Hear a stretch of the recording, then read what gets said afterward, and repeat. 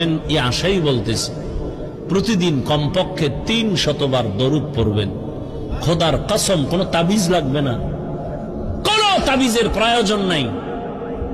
তবে দুইটা শর্ত আছে দরুদ পড়ার। এক শর্ত, নির্জনে নিরিবিলি মোহাব্বতের সাথে পড়বেন। দুই, পবিত্র অবস্থায় পড়বেন।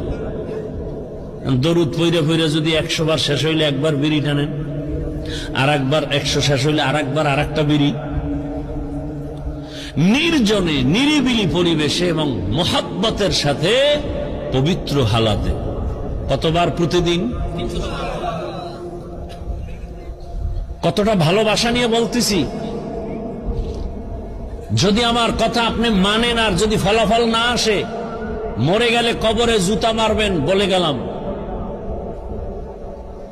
কতবার দরুদ? কোন পীর সাহেবের দরুদ? রাসূলের মোহাব্বতে দরুদ পড়বেন। দুই সময় আপনার খুব নিরিবিলি সময়, ফজরের নামাজের পরে, না হয় ঘুমের আগে। পৃথিবীর কোন তাবিজ আপনাকে আটকাতে পারবে না। জায়নামাজ বিছাইয়া একটা তসবিহ হাতে নিবেন। কি তসবিহ চিনেন? জবাব দেন, তসবিহ চিনেন? তসবিহ হাতে নিয়ে আমল করা সুন্নতে